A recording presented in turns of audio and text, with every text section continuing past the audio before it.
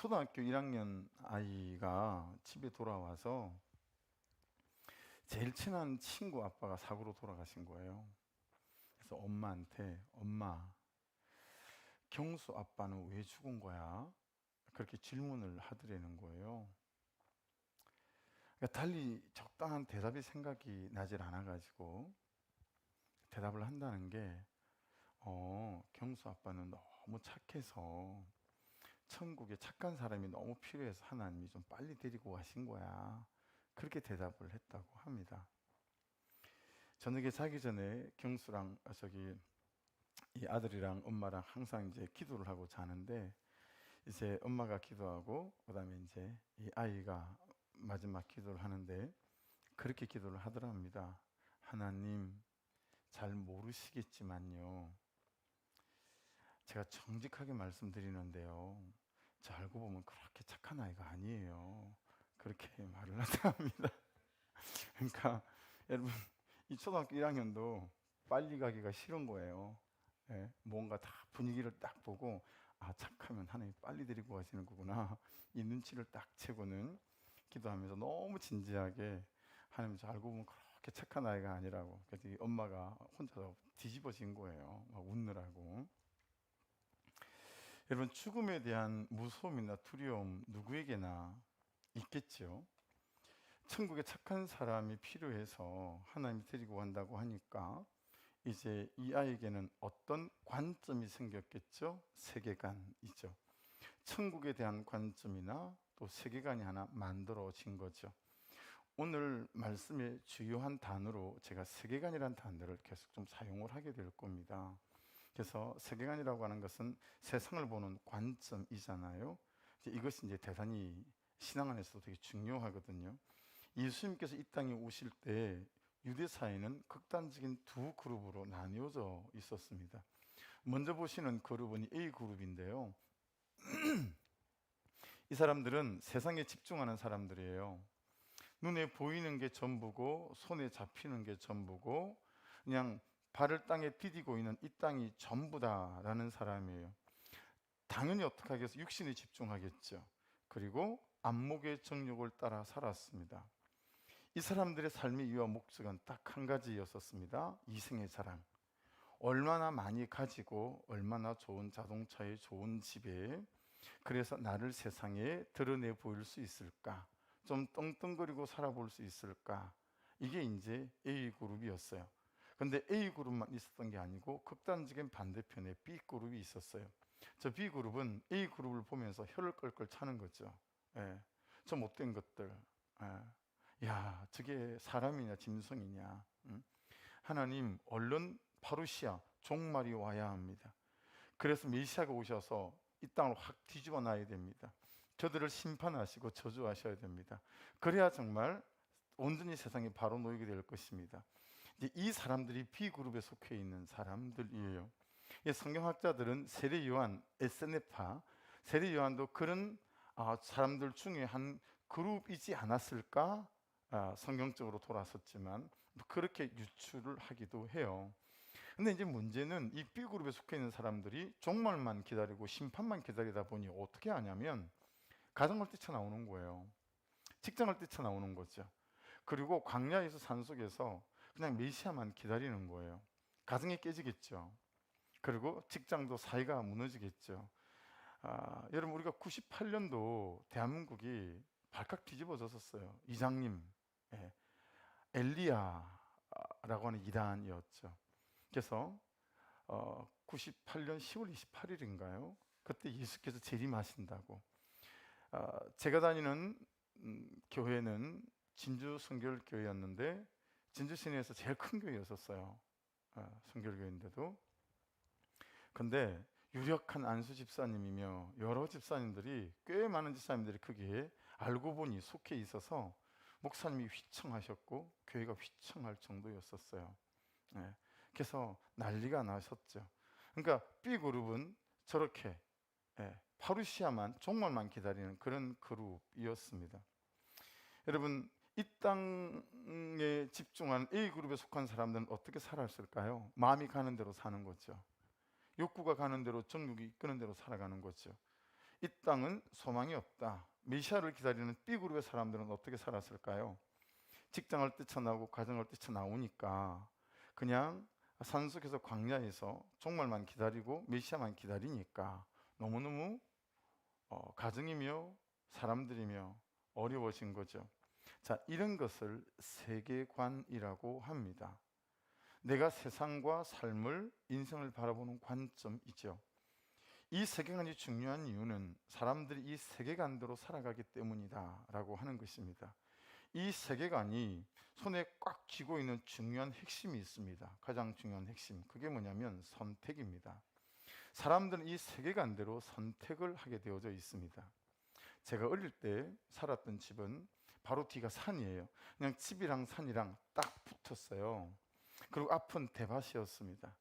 우리 집 주변 반경 한 10km 정도 이내는 우리 집만한 대나무 밭을 갖고 있지 않는 대나무 밭이 되게 컸어요.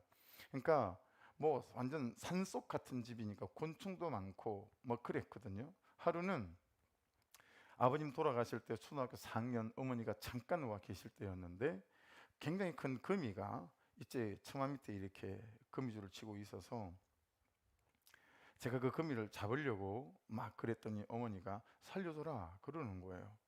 왜요? 그랬더니 아침 거미는 살려주는 거래요. 아침 거미는 죽이는 게 아니래요. 자, 저녁이 됐어요. 똑같은 장소에 똑같은 거미가 있잖아요. 근데 어머니가 빗자루로 막 채더니 종이에 싸서 발로 꾹꾹 밟아 죽이는 거예요. 아니 어머니 죽이지 말라면서요. 그랬더니 저녁 거미는 죽이는 거야. 그렇게 말씀하시는 거죠. 이게 세계관이에요. 거미 입장에서는 이 아침 거미는 죽이지 않는다라고 하는 세계관 때문에 아침에는 살았는데 저녁 거미는 죽여야 된다라는 세계관 때문에 이 거미는 저녁에는 죽는 거죠. 여러분, 이 세계관이 한 사람을 살릴 수도 있고요, 한 사람을 죽일 수도 있어요. 여러분이 갖고 있는 각자의 세계관이 내 인생을 살릴 수도 있지만 내 인생을 죽일 수 있는 세계관들도 있다라고 하는 겁니다. 사람도 동의를 합니다. 어떤 세계관은 나를 살리기도 하고 그런 거죠. 이 세계관에 따라서 전혀 다른 선택과 결정을 하게 된다라고 하는 것입니다. 그래서 세계관은 신앙 안에서는 더욱더 중요합니다. 보세요. 하나님은 없다. 그러면 하나님 없는 선택을 합니다. 하나님은 있다. 그러면 어떤 선택을 하죠? 하나님이 있는 선택을 하게 되었습니다. 여러분, 지금 각자 한번 적용해 보십시오.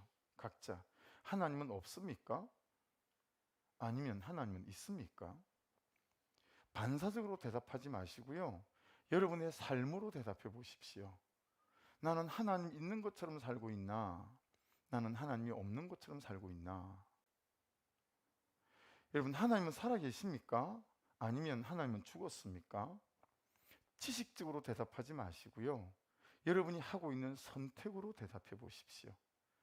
내 선택은 하나님이 살아계신다, 하나님이 역사하신다는 믿음을 가진 선택입니까? 아니면 내가 하고 있는 선택들은 하나님은 죽었다, 하나님은 아무것도 할 수 없다, 그 세계관 속에서 어떤 선택을 하고 있는지 내 삶과 내 선택을 돌아봐야 되겠지요. 어제까지 일주일간 건우를 위해서 일주일간 저희가 릴레이 금식을 한 끼씩 했어요. 그렇게 우리의 기도를 올려드렸습니다.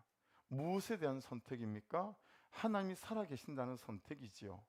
하나님이 살아계시기 때문에 하나님 앞에, 하나님 그분이 어떤 결론과 결정을 끌고 가실지 모르지만 우리는 살아야 하겠기에, 그는 은혜를 하나님이 허락해 주시기를 원하기에 일주일간 한 끼씩 금식하며 하나님께 소나무 뿌리를 붙잡은 거예요. 그렇죠? 여러분, 하나님은 역사하신다라는 선택 아니겠습니까? 그렇죠? 하나님은 아무것도 할 수 없다라는 선택, 그런 거 아니잖아요. 여러분, 이 선택을 무엇이 결정한다고요? 여러분이 가진 세계관이 결정을 한다라는 것입니다. 자, 그러면 세계관은 무엇이 결정할까요? 저와 여러분의 세계관은 무엇이 결정할까요? 우리가 보는 것이 결정합니다. 우리가 듣는 것이 결정합니다. 우리 몸이 가 있는 그곳에서 우리가 드리고 있는 시간, 그런 것들이 우리의 세계관을 결정하게 되어지죠. 그래서 우리의 환경과 경험과 현실 속에서 우리의 세계관들이 만들어지는 경우가 너무 많이 있습니다. 한번 자막을 보시고 따라해 보십시오. 이 세계관이 우리의 선택을 낳고, 이 선택들이 우리의 행동을 낳고, 이 행동들이 우리의 삶을 낳습니다. 그래요, 여러분. 이 세계관이 우리의 선택을 낳아요. 하나님이 있다 그러면 하나님 있는 선택을 하거든요. 그리고 이 선택들이 우리 행동을 낳아요. 그리고 이 행동들이 우리의 삶을 낳게 되었습니다. 제일 앞으로 돌아가시면 그럼 이 세계관은 무엇이 낳죠? 우리가 보고, 우리가 들으며, 우리가 만지고, 우리가 시간과 마음을 주고 있는 그것이 우리의 세계관을 만들어낸다라고 하는 거예요. 이 이미지를 한번 보시겠어요? 이건 여러분이 구약 성경에서 그렇게 많이 나오는 몰렉이라고 하는 우상입니다. 물론 이게 이제 블레셋이 믿을 때는 바알 이렇게 되는데, 지금 이제 아람 족속이 믿을 때는 몰렉 이렇게 이름의 명칭이 약간 혼돈스럽기는 하나 고각적으로 다 발굴이 되어져 있는 거기 때문에요. 저는 그림이 완성이 된 거예요. 황소 모양을 하고 있죠. 청동으로 만든 황소인데, 여러분 저 몰렉은 발굴이 된 거 보면 손이 좀 더 길어요. 이렇게 길게 나와 있어요. 그 밑에 불꽃 같은 게 보이죠? 그게 유황솥입니다. 자, 유황으로 이제 솥이 막 끓고 이 불길이 막 위로 치솟아서 몰래게 팔이 시뻘겋게 달구어집니다. 그리고 옆에 뭐 북을 2개가 치고 있는데 사실은 오른쪽에 6개, 왼쪽에 6개, 북이 6개, 12개가 북을 치고 있고요. 그 재단 위에 보면 한 남자가 아이를 이렇게 들고 있죠. 저 아이는 저 남자의 아들입니다. 그리고 아빠가 지금 아들을 저렇게 들고 있는 거죠. 저게 몰렉 앞에 드리는 가나안 땅에 그냥 일반적인 저들의 종교였던 인신제사입니다. 인신제사. 저걸 이스라엘 백성들이 따라할까봐 하나님께서 요단강을 건너기 전까지는 어떤 전쟁을 해도 여자와 아이는 죽이면 안 됩니다. 노약자하고는. 그게 전쟁의 원칙이에요. 그러나 저걸 따라할까봐, 저 영향력이 흘러올까봐 요단강을 건너는 순간부터는 숨 쉬는 건 다 진멸해야 돼요. 숨 쉬는 모든 건 다 죽여야 돼요. 영향력이 그만큼 무서워요. 내가 보는 것의 영향력, 내가 듣는 것의 영향력, 이것은 얼마나 무서운지 몰라서 진멸하는 것이 하나님께서 가나안 땅을 정복할 때 주신 되게 중요한 원칙이었어요. 여러분 한번 생각해 보세요. 묵상해 보세요. 도대체 저 아빠는 자기 새끼를 뭐 한다고 저게 드릴까요? 이 시뻘겋게 달구어진 몰렉의 손에다가 발가벗겨진 아이를 탁 놓잖아요. 뜨거우니까 애가 꿈틀하지 않겠어요? 그러다가 팔과 팔 사이로 떨어져서 유황수에 빠져요. 삼켜 죽는 게 아니죠. 튀겨 죽는 거예요. 저렇게 인신제사를 드리면서 아빠가 원하는 게 뭐예요? 이 땅에서 내가 잘 되기를 원하는 거예요. 그러니까 여러분, 몰렉보다 훨씬 더 강력한 우상은 누구죠? 나 자신이에요. 여러분, 우상은 부처며 몰렉이며 이런 거 아닙니다. 이 세상의 가장 큰 우상은 자기 자신이에요. 나만 잘 될 수 있고, 나만 다른 사람한테 인정받을 수 있고, 나만 행복할 수 있으면 어떤 것도, 자기 자식도 저렇게 여러분 제물로 바치는 것을 볼 수 있잖아요. 우리가 대단한 아버지 같죠. 대단한 모성애가 있는 어머니 같죠. 여러분 그렇지 않습니다. 자기 자신이 잘 먹고 잘 사는 일에 겹쳐오기 시작하면 저럴 수 있다라고 하는 거예요. 저때 아이를 보고 아기 아빠가 울면 안 되기 때문에 아이의 울음소리를 듣지 못하라고 북을 저렇게 12개를 쳤다는 거 아니겠습니까? 여러분 말씀을 묵상하다가 어느 날 이 몰렉이 정말 세상이라는 사실을 깨닫게 되던데요. 정말 이 몰렉이 돈이구나, 만모니즘 이게 깨달아지고, 제 개인적으로는 목사니까 목회적 성공이 나의 몰렉인 거예요. 목회적으로 성공할 수 있다면 내가 어떤 짓을 할 준비가 되어 있는 사람이라는 사실을 제가 보고 깜짝 놀라는 거죠. 성도들을 영혼으로 보지 않는 거예요. 제가 그는 싹군 목사 아니었습니까? 성도들을 머릿수로 보는 거예요. 그 세월을 1년을 제가 산 게 아니잖아요. 여러분, 내 속에 있는 내 소원, 내 속에 있는 내 원함, 이게 우리의 몰렉인 거예요. 여러분의 소원은 무엇입니까? 여러분의 원함은 무엇입니까? 그 나의 원함이라고 하는 몰렉을 위해 나를 제물로 바치고 그 세상적 성공과 출세를 위해 내 자녀들을 교육이라는 이름으로 하나님보다, 예배보다, 말씀보다 학원과 그리고 가외에 재물을 바치는 것은 아닐까. 학원비 때문에 11조가 아까운 사람들 많이 봤고요.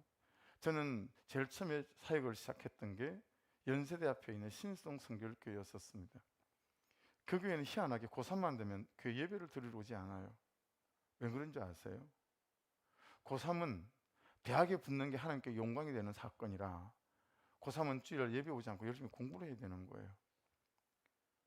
그 교육부 장로님하고 싸우다가 제가 싸웠어요. 파리 목사님 전도사가 장로님은 성경 공부를 어떻게 하셨어요? 어디서 배우셨어요? 버릇없는 전서로 찍혀가지고 제가 그 교회에 11개월밖에 있을 수 없었습니다. 여러분, 더 분명한 사실은 그 원함을 가지기 위해 필요한 예배로 그리고 신앙 이것을 도구와 수단으로 삼고 산다라고 하는 거죠. 하나님께서요 모세를 통하여 출애굽했던 2세대에 이 사람들이 가나안 땅 정복해 들어갈 때 두 가지를 강조합니다. 보십시오. 첫째는 제거하는 것입니다. 여러분, 말씀은 우리에게 제거하는 것을 되게 많이 요구하십니다. 여러분에게 제거하실 거 없습니까? 가나안 민족이 섬기고 있는 모든 신전과 우상을 제거하는 거였습니다. 적용해 보십시오. 내가 요즘 제거해야 될 게 뭔가? 내 세계관이 나도 모르게 만들어져 가고 있을 텐데 내가 보고 들으며 가 있는 장소며 만나는 사람이며 여기에 제거해야 될 게 없을까? 둘째, 그들이 우상을 섬기는 방식으로 하나님을 섬기지 말아야 된다라고 말씀합니다. 하나님은 여러분 목숨을 다하고 생명을 다하고 그렇죠? 그렇게 하나님 그분을 우리가 사랑하기를 원하시나 하나님은 자기 자식을 바치는 인신제사 같은 걸 원하지 않으십니다. 이 세상 최고의 우상인 나 자신, 나의 원함을 위해 단지 하나님을 그 필요한 수단으로 삼지 말라고 하는 것입니다. 여러분의 기도와 여러분의 신앙이 여러분의 성공을 위한 수단이 되지 않기를 정말 간절히 주님의 이름으로 축복합니다. 그래서 여러분, 믿음이라고 하는 것은 세계관의 변화입니다. 세계관의 변화. 왜냐하면 이 세계관이 가치관을 결정하기 때문이죠. 가치관이 뭐죠? 내가 제일 중요하다고 생각하고 가치가 있다고 생각하는 것 아니겠습니까? 예수님이 왜 십자가에 매달리십니까? 영혼 구원보다 더 소중한 가치가 없기 때문에 그렇습니다. 이 영혼을 살리는 가치가 십자가에서 내려오지 않으시는 선택을 하게 하셨고 십자가에서 죽는 선택을 주님께서 하게 하셨습니다. 자, 저를 보시겠어요? 여쭤볼게요. 여러분은 무엇이 가장 가치가 있습니까? 대답하지 않으셔도 됩니다. 우리의 삶이 그 대답이기 때문에 그렇습니다. 여러분의 삶이 그 대답이세요. 지금 내가 사용하고 있는 시간이 그 대답이고 지금 내가 어디에 가장 많은 재정을 들이고 있는지를 잘 보시면 그것이 내가 가장 가치가 있는 것이겠구나 라고 생각하는 거, 이거 너무 비약하는 거 아니죠. 지금 내가 하고 있는 그것이 그것 때문이라면 어떤 것도 포기할 수 있다면 그게 내가 가장 소중하게 생각하고 있는 가치인 거죠. 그래서 여러분, 성경이 말씀하시는 거듭남은 바로 이 세계관의 변화고 가치관의 변화입니다. 세속적인 세계관하고요 성경적인 세계관이 충돌을 일으킬 때 성경적 세계관을 선택하는 거, 그게 거듭남이거든요. 세속적 가치관과 성경적 가치관이 충돌을 일으킬 때 성경적 가치관을 선택하는 게 거듭난 사람이 하는 행동 아니겠습니까? 바로 이 지점에서 세계관의 전쟁이 일어나는 거죠. 한 개인으로서 우리는 육의 생각과 영의 생각의 전쟁을 치르고 있습니다.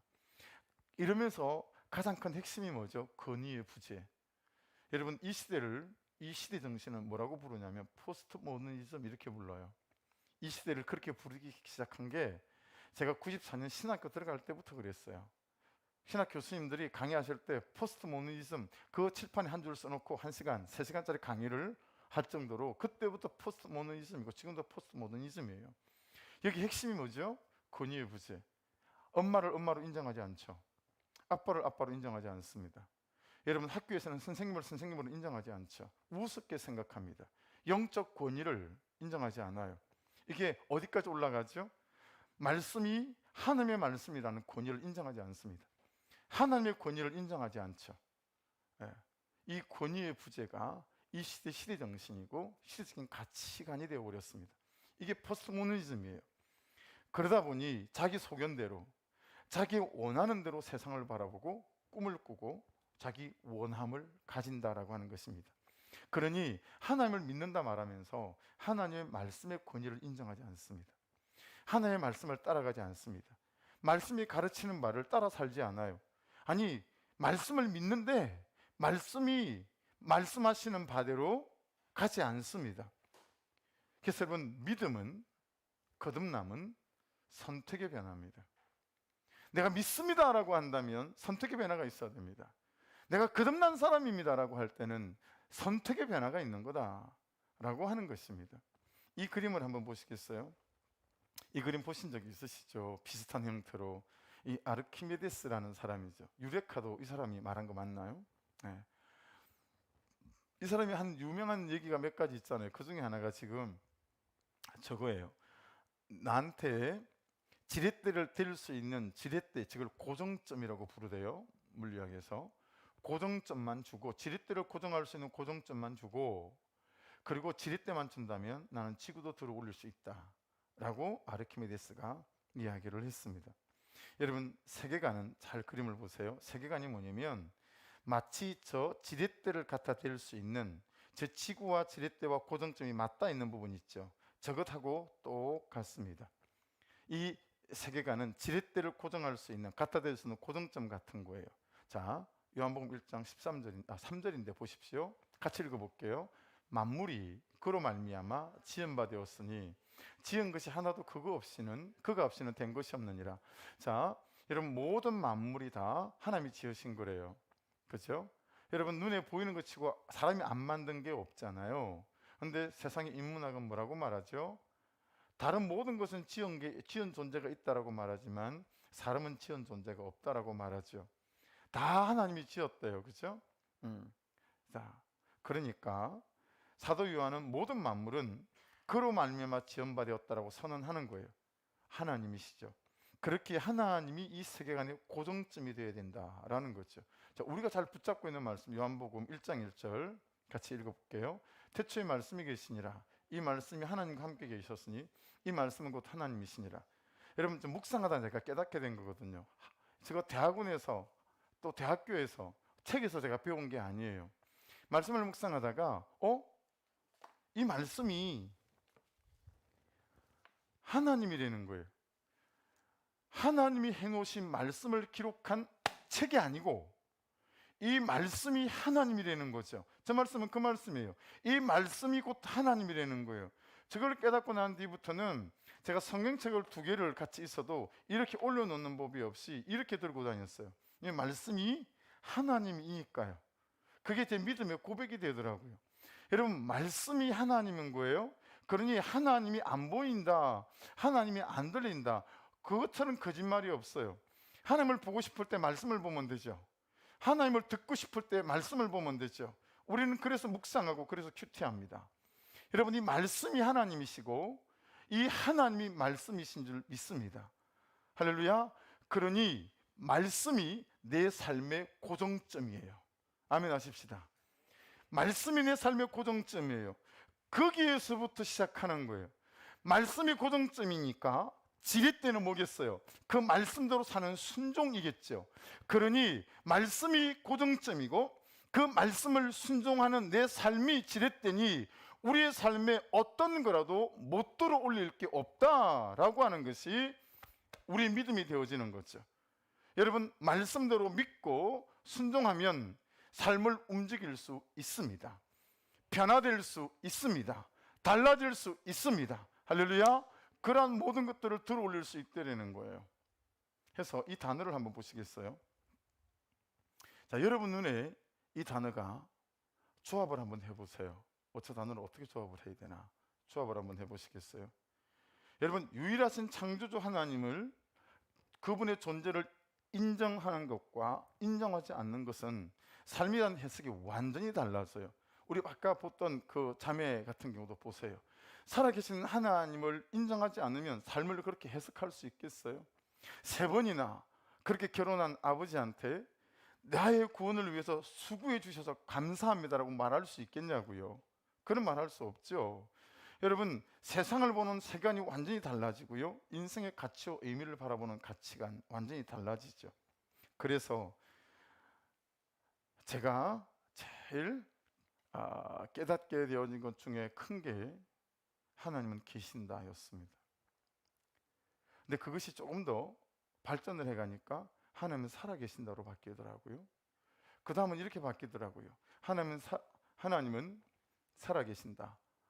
그 살아계신 하나님이 나를 사랑하신다. 그리고 살아계시고 나를 사랑하시는 그 하나님이 나에게 놀라운 계획을 갖고 계신다. 최근에 오신 분들은 아직 예배 동안에 경험해 보지 못하셨지만, 우리가 축도하기 전에 가끔씩, 이후에도 그럴 때가 있을 겁니다. 가끔씩 제가 하나님은 그러면 성도들이 계십니다 그렇게 말씀하세요. 또 하나님은 그럼 살아계십니다 그렇게 말씀하세요. 살아계신 그 하나님이 그러면 나를 사랑하십니다. 살아계시고 나를 사랑하시는 그 하나님이 그러면 성도들이 나에게 놀라운 계획을 갖고 있습니다. 여러분, 저는 이 네 가지 사실을 정말 믿습니다. 진짜 믿습니다. 예. 아마 제 피 속에 제 이 고백은 흘러다닐 거라고 저는 믿을 정도로 이걸 확실하게 믿습니다. 그러니 제가 그렇게 믿어지니까 다른 사람도 다 그렇게 믿어지더라고요. 그래서 제가 청년들 만나면, 학생들 만나면 항상 입에 붙어있는 소리가, 너한테는 하나님의 놀라운 계획이 있어. 여러분, 근데 그 단순한 말에 청년들이 정말 감동하고 뒤집어져요. 하나님이 너한테 놀라운 계획이 있어. 그 단순한 한마디에 나한테 진짜가 되니까요, 그냥 내뱉는 내 말도 그 사람한테 진짜로 전달되어지는 거구나, 그런 걸 깨닫게 되어지더라고요.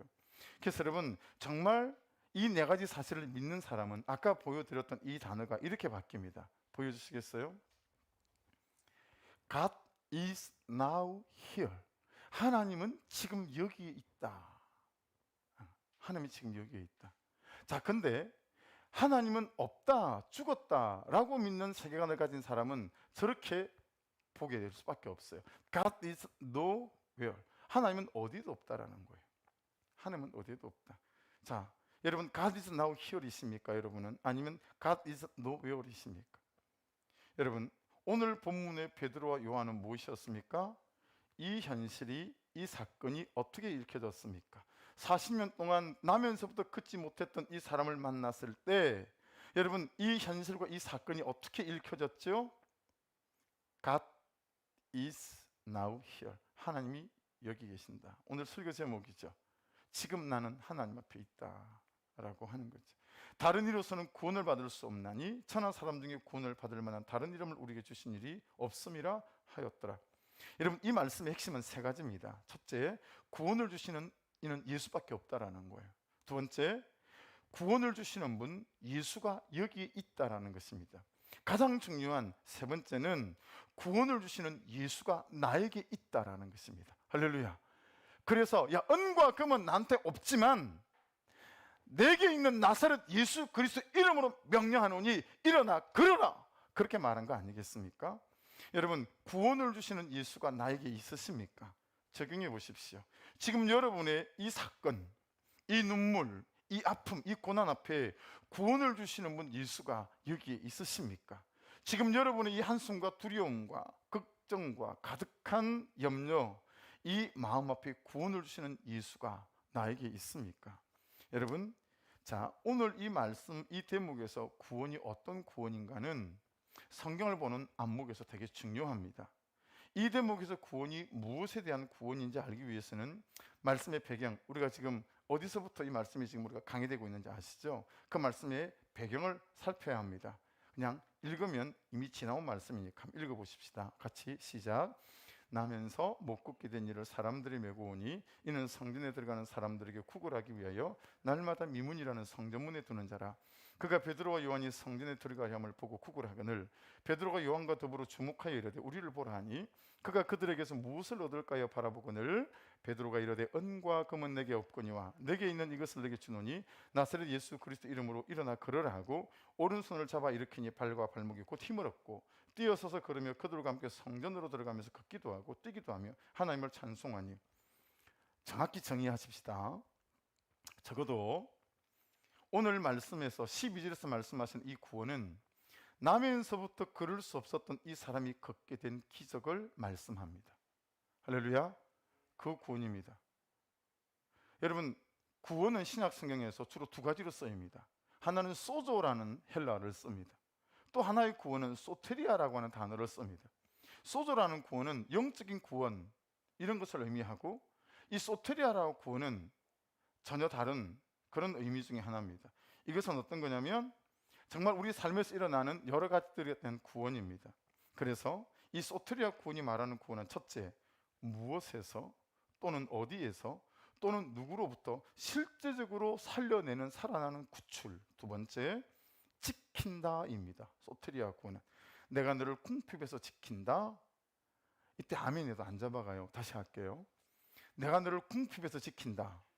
내가 너를 질병에서 지킨다. 내가 너를 너의 상처에서 지킨다. 내가 너를 너의 실패와 절망에서 지킨다. 내가 너를 견딜 수 없는 지금의 너의 현실에서 지킨다. 할렐루야. 세 번째 뜻은 가져다 준다, 유익을 준다, 채운다, 부어준다라는 뜻을 갖고 있어요. 내가 너에게 부요를 가져다 준다. 다시 할게요. 좋은 말로 할 때 내가 너에게 부유를 가져다 준다. 내가 너에게 치유를 가져다 준다. 내가 너의 인생에 열매를 열리게 한다. 내가 너의 사람됨의 성숙을 가져다 준다. 내가 너의 삶의 성장을 부어준다. 이게 뭐라고요? 12절에서 말씀하시는 소테리아 구원이라고요. 할렐루야. 이것이 오늘 말씀 이 소테리아 구원의 구체적인 뜻이에요. 이 단어를 설명하는 원어 사전을 제가 그대로 옮겨다가 여러분에게 읽어드린 것 뿐이에요. 해서 보세요. 예수님이 이 땅에 오셨을 때 A그룹에 속하지 않으셨어요. B그룹에도 속하지 않으셨어요. 그럼 예수님이 이 땅에 오셨을 때 이 극단적인 두 그룹이 유대 땅에 있는데 예수님의 포지션은 어디였을까요? 예수님이 계신 땅은 저 땅입니다. 교집합이에요. 예수님은 저 영원한 생명도 우리에게 포기하지 말 것을 말씀하시고 이 땅의 삶도 우리에게 포기하지 말 것을 말씀하셨어요. 정욕대로 살아가는 것이 아니라 이 땅에서 말씀의 순종함으로 이 소테리아 구원이 주는 은혜를 누리며 살기를 하나님은 원하시는 줄로 믿습니다. 할렐루야. 더 크게 아멘 해보십시오. 예수님은 여러분의 영혼의 구원을 위해서 오셨습니다. 또한 여러분의 삶의 구원을 위해 오시기도 하셨습니다. 할렐루야. 이것을 오늘 말씀은 말씀하고 있는 거예요. 적용해 보십시다. 잘 적용해 보십시다. 각 질문당 제가 5초씩 시간을 드리겠습니다. 질문은 총 8가지인 것 같아요. 5초씩 제가 시간을 드릴 테니까 정말 원하시는 대로 마음으로 한번 외쳐보십시오. 여러분은 무엇에서 구출받고 싶으십니까? 여러분은 어디에서 구출받고 싶습니까? 여러분은 무엇에서 지켜주셨으면 좋겠습니까? 여러분에게 하나님이 무엇을 채워주셨으면 좋겠습니까? 여러분에게 하나님께서 무엇을 부어주셨으면 좋겠습니까? 여러분에게 하나님께서 무엇을 가져다 주셨으면 좋겠습니까? 마지막으로 여러분에게 무엇을 낫게 해주셨으면 좋겠습니까? 말씀을 준비하다가 이 질문을 써놓고요, 제가 제게 5초 주면서 하나님에게 부르짖는데 정말 감동이 있는 거예요. 여러분 뭐라고 말씀해보고 고백해 보셨습니까? 지금 나는 하나님 앞에 있다. 할렐루야. 지금 나는 하나님 앞에 있는 거예요. 그래서 이 내 마음에 어떤 것에 구출받고 싶은지, 어떤 것을 채워주시면 좋겠는지, 이 고백들을 저는 우리 주님이 받으실 줄로 믿습니다. 여러분에게 무엇을 가져다 주셔야 합니까? 건강입니까? 성숙입니까? 성장입니까? 부유함입니까? 아니면 어떤 설레임입니까? 용기함 또는 거룩함이나 단호함입니까? 재화의 결별이고 게으름이나 나태함의 결별입니까? 견디고 버티고 참고 인내하는 것입니까? 오늘 이 12절에서 말씀하시는 소테리아 구원, 이 구원에 포함되지 않는 여러분의 삶이 있을까요? 이 구원이 필요하지 않는 사람이 여러분 우리 중에 있겠냐고요. 그렇죠? 다른 이로서는 제가 단 하나를 붙여넣었어요. 다른 이로서는 이 구원을 받을 수 없나니 천하 사람 중에 이 구원을 받을 만한 다른 이름을 우리에게 주신 일이 없음이라 하였더라. 여러분, 이 구원이 예수 그리스도에게 있습니다. 이 구원을 예수가 하실 수 있습니다라고 썼다가 아닙니다라고 썼습니다. 왜냐하면 이 구원을 예수가 하십니다. 이 구원을 예수가 주십니다. 이 구원이 예수로부터 옵니다. 할렐루야. 자, 그런데 이 예수가 하시는 구원, 주시는 구원, 예수로부터 오는 구원에 대하여 우리가 쉬쉬하며 놓치고 있는 것이 있다 싶었어요. 말씀 보실래요? 사도행전 9장 18절, 즉시 사울의 눈에서 비늘 같은 것이 벗어서 다시 보게 된지라 일어나 세례를 받고. 우리가 즉시란 말을 잘 쓰질 않아요. 우리의 믿음이 없기 때문에 그렇죠. 우리의 믿음에 즉시란 말이 별로 없어요. 자, 마태복음 14장 27절, 예수께서 즉시 이르시되 안심하라, 나니 두려워하지 말라. 누가복음 8장 44절, 예수의 뒤로 와서 그의 옷가에 손을 대니 혈루증이 즉시 그쳤더라. 마태복음 8장 18절, 예수께서 백부장에게 이르시되 가라, 내 믿음대로 될지어다 하시니 그 즉시 하인이 나으니라. 할렐루야. 오늘 본문의 40여 년을 나면서도 걷지 못했던 이분은 언제 걸었죠? 즉시 걸었습니다. 막을 수 없다, 감당할 수 없다라는 거죠. 예수의 이름을. 그러므로 예수 이름 앞에 전제가 없습니다. 그 사람이기 때문에 안 된다, 아니요, 예수 이름 앞에는 전제가 붙질 않아요. 그 사람이기 때문에 안 된다, 적어도 이 문제는 안 된다, 이런 전제는 예수 이름 앞에 붙을 수 없습니다. 제가 이 설교 공부를 쓰다가 그 다음에 이렇게 적었습니다. 이 병은 너무 오래되어 어렵다라고 썼다가 지우지 않았겠어요? 그러다 다시 썼습니다. 이 병은 너무 오래되어 어렵다. 제가 손가락으로 세어봤습니다. 이 병은 너무 오래되어 어렵다. 12자더라고요. 여러분, 이 12자밖에 되지 않는 이 말을 쓰기가, 말하기가 얼마나 두려운지 어려운지. 왜냐하면 제 목회 인생 여정 중에는 이전에도 너무 병이 오래되어져서 다른 사람들이 절대 안 되는 사람을 만났었고, 그리고 지금도 만나고 있고 만나게 되겠죠. 그런데 제 믿음의 세계관이 이 병은 너무 오래되어 어렵다, 이건 예수 이름 앞에 전제로 붙을 수 없습니다 라고 하기가 두려운 거예요. 목사님, 어떤 병도 너무 오래되어 나을 수 없다, 이건 예수 이름 앞에 붙을 수 없는 전제라면서요 라고 말하는 성도가 있으면 이 어떻게 대답해야 되지? 한자 한자가 설교공부에 옮겨 적기가 지웠다 썼다 지웠다 썼다를 반복하다가 믿음으로 붙잡는 내용들이 얼마나 많은지 몰라요. 여러분, 예수 이름 앞에 이 병은 너무 오래되어 어렵다는 전제는 붙을 수 없습니다. 여러분이 누구이든, 여러분이 구원할 사람이 누구이든 그 사람도 예수께서는 구원하실 수 있습니다. 다만 오늘 말씀을 보면 구원 앞에 있는 전제가 있어요. 뭐죠? 다른 이로서는 이라는 전제입니다. 다른이, 알로스라는 단어인데요, 여러분, 이건 세상에 딱 하나밖에 없다는 거예요. 구원을 주시는 분은, 그분이 예수 그리스도입니다.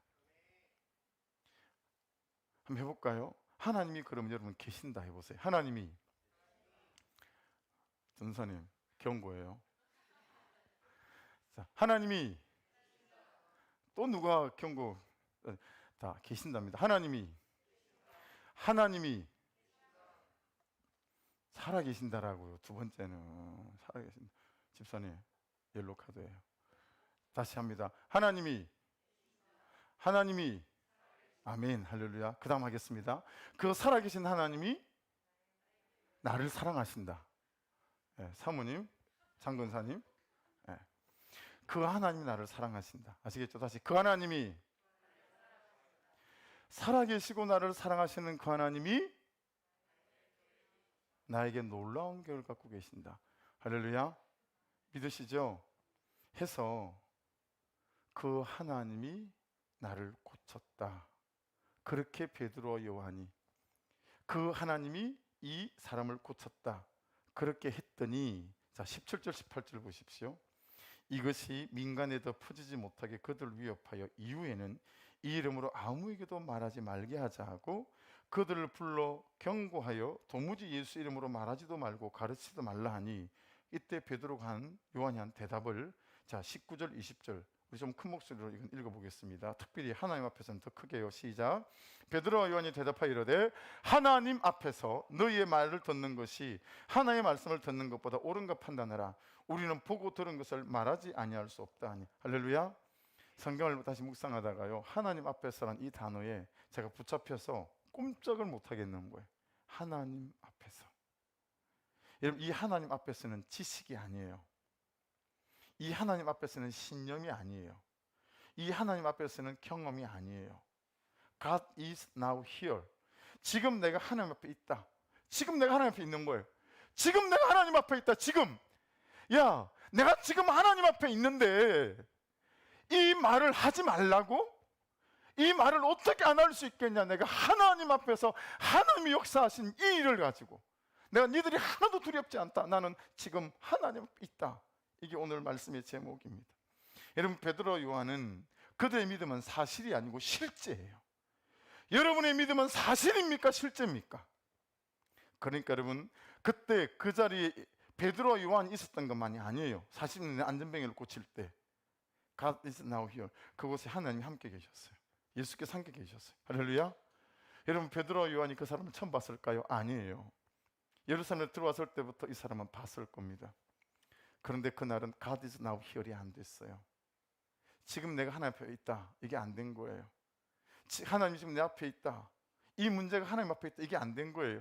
근데 오늘 이 기도 시간에 올라가다가 이들을 만났을 때 그들 안에 믿음이 부어졌죠. Now, here. 지금 하나님이 여기 내 앞에 있다. 그리고 그 믿음을 붙잡고 선포했고 그가 일어나 걸었습니다. 그리 보면 안전병에는 우리 자신이 아닐까? 40여 년 동안 가지고 사는 상처와 실패, 묵은 죄, 오래된 죄. 나는 지금 하나님 앞에 있다가 되면 여러분, 되어지는 역사들이 나타나게 될 줄 믿습니다. 그래서 여러분에게 14절이 와야 됩니다. 14절 같이 읽을게요. 또 병난 사람이 그들과 함께 서 있는 것을 보고 비난할 말이 없는지라. 할렐루야. 어떻게 일어날 수 있었죠? 13절, 예수와 함께 있던 줄 알고, 예수와 함께 있었기 때문입니다. 또 여러분에게 16절 오기를 주의 이름으로 축복합니다. 같이 읽을까요? 시작. 이 사람들을 어떻게 할까? 그들로 말미암아 유명한 표적 나타난 것이 예루살렘에 사는 모든 사람에게 알려졌으니 우리도 부인할 수 없는지라. 할렐루야. 그래서 정말 중요한 걸 말씀드릴게요.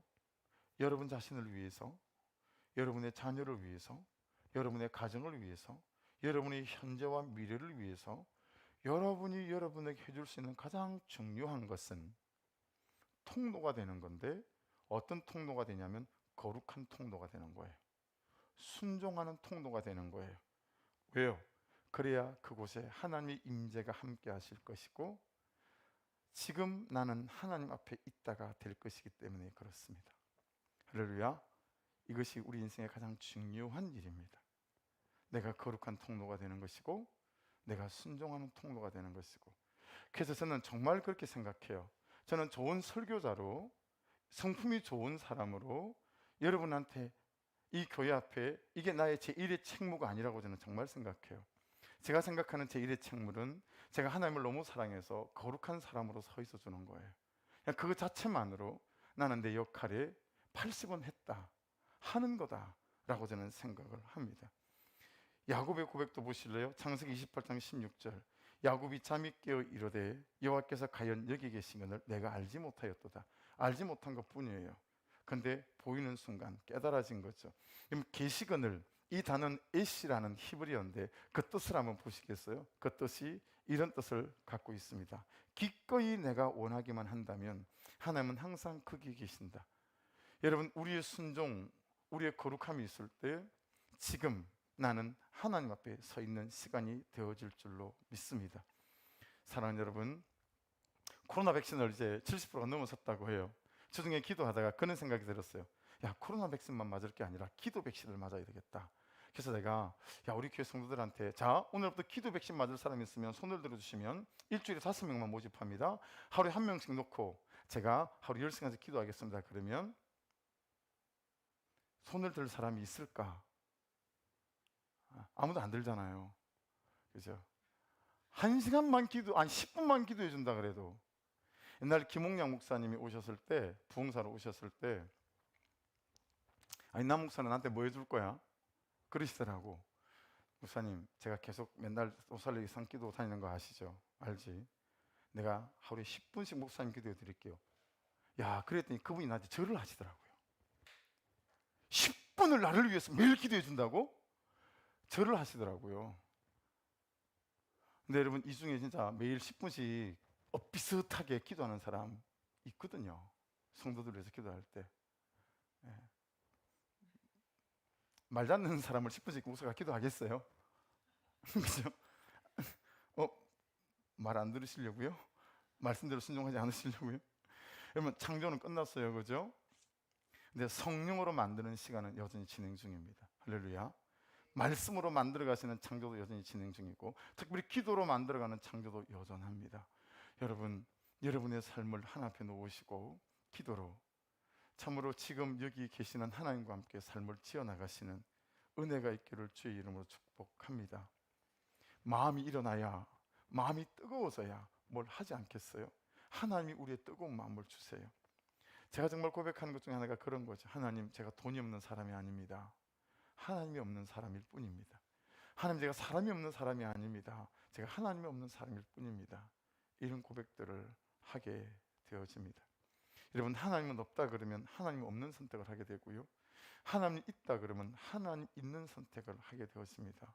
여러분 안에 이 예수 그리스도가 모든 문제를 들어 올리는 고정점이 되셔서 정말 하나님이 있습니다라는 선택을 붙잡고 이 요한처럼, 베드로처럼 이런 놀라운 고백 속에서 승리해 가시는 저와 여러분 될 수 있기를 주의 이름으로 축복합니다. 기도하겠습니다.